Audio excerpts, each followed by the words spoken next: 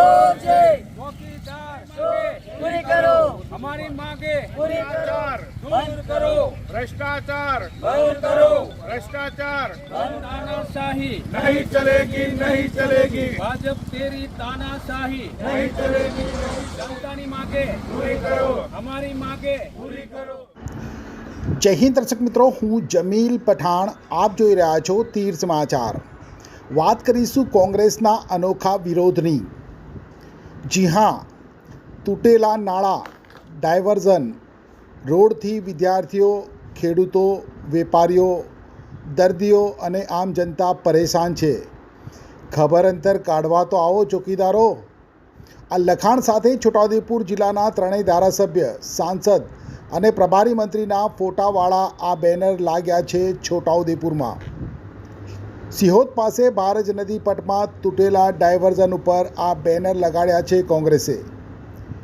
મેં ભી ચોકીદાર, આ શબ્દ ભૂતકાળમાં ખૂબ જ પ્રચલિત બન્યો હતો, કારણ કે દેશના પ્રધાનમંત્રી નરેન્દ્ર મોદીએ કહ્યું હતું કે મેં ઇસ દેશ का ચોકીદાર हूँ।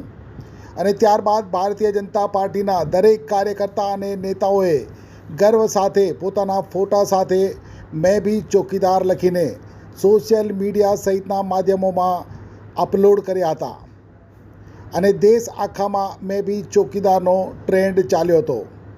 त्यारे आजे ज्यारे भ्रष्टाचारने लई छोटाउदेपुर जिल्लाना पुलोनी दशा जे थई छे, सतत 2 वखत करोड़ोना खर्चे बनावायेल डायवर्जननुं धोवाण थयुं छे અને આજે જિલ્લાની પ્રજા, નાગરિકો, અહીંથી પસાર થનાર ગુજરાત અને પરપ્રાંતના વાહન ચાલકો પાડાના વાંકે પખાલીને ડામ જેવી સ્થિતિ ભોગવી રહ્યા છે, જેને લઈ કોંગ્રેસ દ્વારા એક અનોખો વિરોધ પ્રદર્શન કરવામાં આવી રહ્યો છે। કોંગ્રેસ દ્વારા સિહોદ ડાયવર્ઝન ઉપર ભાજપના ધારાસભ્યો અને સાંસદના ફોટા સાથે ચોકીદારો લાપતાના લખાણવાળા બેનરો લગાડી વિરોધ પ્રદર્શન નોંધાવવામાં આવ્યું છે। मौके पे चौकानी जेम कांग्रेस द्वारा विरोध नोंधावी राजकीय लाभ खाटवानो प्रयास करवामां आव्यो छे, त्यारे चौकीदार लापताना बेनर लगाड़ी विरोध करवा पहोंचेला कांग्रेसना नेताओ शुं कही रह्या छे, आओ जोईए। सौ जाहेर जनताना हितमां आ एक जेतपुर पावीनुं गरनाळुं ज्यारे बेसी गयुं छे। सिहोदनो भारत नदी परनो ब्रिज 2 થી 2.5 વર્ષ પહેલાં એના તૂટીને ટુકડા થઈ ગયા। એના પછી 2 વાર જ્યારે ડાયવર્ઝન બનાવવામાં આવ્યા 7.5 કરોડના, બંનેના રૂપિયા પાણીમાં ધોવાઈ ગયા અને એ ડાયવર્ઝન આપ્યા પછી એ ડાયવર્ઝન તૂટી ગયું ને જેના બદલામાં જે ડાયવર્ઝન 30 કિલોમીટરનો ફેરવ આપ્યો છે ત્યાં 1-1 ફૂટના ખાડાઓ પડી ગયા છે। ત્યારે અમારી આ તંત્ર અને આ જે મુખ્ય છોટાઉદેપુર જિલ્લાના કહેવાતા મુખ્ય ચોકીદારો, એમને અમારે એ કહેવા માંગીએ છીએ કે તમે જ્યારે વડોદરાની અંદર જ્યારે ગંભીરા બ્રિજ તૂટ્યો અને ત્યાં નિર્દોષ લોકોના મૃત્યુ થયા અને એ બ્રિજની તાત્કાલિક મંજૂરી આપી દીધી કે 212 કરોડ રૂપિયાની અંદર જ્યારે મંજૂર થઈ ગયો હોય ત્યારે આ બ્રિજને મંજૂર થતાં 2 વર્ષ લાગે, એનું કામ શરૂ થતાં 1 વર્ષ લાગે। તો એ જ છોટાઉદેપુર લોકસભાની અંદર એ બ્રિજ પણ છોટાઉદેપુરની અંદર આવે છે અને આ છોટાઉદેપુર જિલ્લો પણ છોટાઉદેપુર લોકસભામાં આવે છે। ત્યારે આ કહેવાતા ચોકીદારો કોઈ નિર્દોષ લોકોના મૃત્યુ થાય એની રાહ જોઈ રહ્યા છે। ये ब्रिज तूटे त्यारे कोई निर्दोषનું એના અંદર મોત થાય તો એની રાહ જોવે છે। તમે તમામે તમામ બ્રિજનું સર્વે કરાવી તાત્કાલિક એનું ડિમોલેશન કરી અને નવા બ્રિજો તાત્કાલિક મંજૂરી મળવા જોઈએ। અને જો તમારી ઓકાત અને તાકાત ના હોય તમે ચૂંટાયેલા પ્રતિનિધિ તરીકે તો તમે રાજીનામું આપી દો। જે બોલી શકે, લડી શકે અને સમાજ માટે કામ કરી શકે એવાને તમારે મોકો આપવો જોઈએ અને તમારે તાત્કાલિક આના રાજીનામા આપવા જોઈએ। અને અમારી માંગ આજે રોડની અંદર જે ખાડા પડ્યા છે, ડાયવર્ઝનની અંદર જે ખાડા પડ્યા છે, જ્યારે આ સિહોદ બ્રિજ બનાવવા માટે જે કોન્ટ્રાક્ટર આવ્યા છે એવું કહે છે કે હું આ 15 દિવસની અંદર ડાયવર્ઝન બનાવી દઉં, ત્યારે આ જે કોન્ટ્રાક્ટરને અહીંના કહેવાતા નેતાઓ કેમ દબાઈ રાખ્યો છે, એમની ટકાવારી લેવા માટે દબાઈ રાખ્યો છે કેમ નહીં? આ જ્યારે આ જેતપુરનું સામાન્ય એક ગરનાળું બેસી ગયું છે તે એની હાલત પણ તાત્કાલિક રિપેરિંગ થઈ જાય છે, પરંતુ આ નેતાઓ અને આ તંત્ર બિલકુલ નમાલું પેદા થયું છે। તેથી આ લોકોને હાલાકી વેઠવી પડશે। ત્યારે આ કામો તાત્કાલિક પૂરા થાય, તાત્કાલિક શરૂ કરે, તાત્કાલિક એનો સર્વે કરે અને આ જે લોકોની સમસ્યા છે એ દૂર થાય એવી અમારી લાગણી અને માંગણી છે।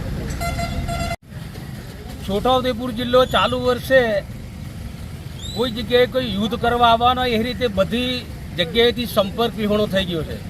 પ્રજા ત્રાહિમામ છે, વેપારીઓ ત્રાહિમામ છે, ખેડૂતો, વિદ્યાર્થીઓ તમામ ક્ષેત્રે નિષ્ફળ ગયેલી આ ભાજપની સરકાર, આ સરકારે આ જિલ્લાને એટલો બધો નજરકેદ કરી દીધો છે કે 2 વર્ષ આગળ આ જે ભારત નદીનો પુલ તૂટી ગયો, ડાયવર્ઝન બનાવવામાં આવ્યું, ડાયવર્ઝન પણ પહેલા વર્ષ સાથે નાશ પામી ગયું. આ બાજુ છોટાઉદેપુર જિલ્લાની અંદર એમપીને જોડતો એ બાજુ પુલ એક જમીનદોસ્ત થઈ જવાની તૈયારીમાં છે. આ બાજુ પાવીની બાજુમાં એક ગરનાળું તૂટી જવાની તૈયારીમાં.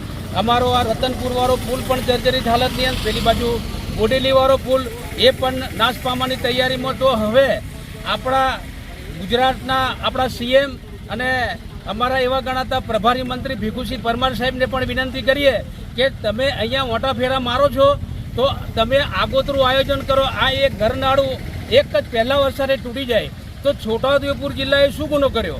ભારત પાકિસ્તાનનું યુદ્ધ થવાનું હોય તો બધો નાળો કે બધું રસ્તા બંધ કરતી, એવી રીતે અમારો આ જે છોટાઉદેપુર જિલ્લો આટલા બધા લોકોએ ખૂબે મત આપ્યા છે, તો આટલો બધો અન્યાય આ પ્રજાને કેમ આટલું બધું સહન કરવાની આ કેમ તમે આટલા બધા હેરાન સરકારમાંથી કરો છો?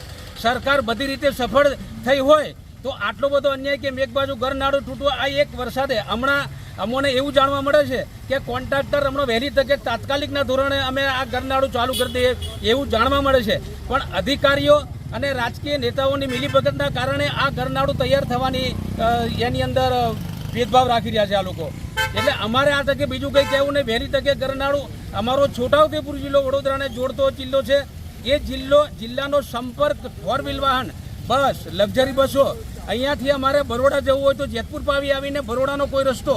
આ તો અમારા કોંગ્રેસ સરકારની અંદર અમારે આ માનનીય રેલવે રાજ્યપ્રધાન નારાયણભાઈ રાઠવા હતા તે વખતે યુપીએ સરકારની અંદર રેલ બનેલી, એનાથી આજે અમારે એક મુખ્ય આધાર છે છોટાઉદેપુરને વડોદરા જિલ્લાને જોડતો. એટલે આ તકે અમારે એક વિશેષ એક જ વસ્તુ કહેવી છે કે અમારો સંપર્ક વડોદરા જિલ્લામાં ચાલુ થાય, ગરનાળું વહેલી તકે ચાલુ થાય, ભાગેલા તૂટેલા ગરનાળા વહેલી તકે રિપેરિંગ કરી અને પ્રજાને ન્યાય મળે એવું કામ સરકાર કરે એવી વિનંતી છે. છોટાઉદેપુર સહિત રાજ્ય, દેશ અને દુનિયાના સમાચાર જોવા માટે સબસ્ક્રાઈબ કરો તીર સમાચાર અને બેલ આઇકોન જરૂર દબાવો.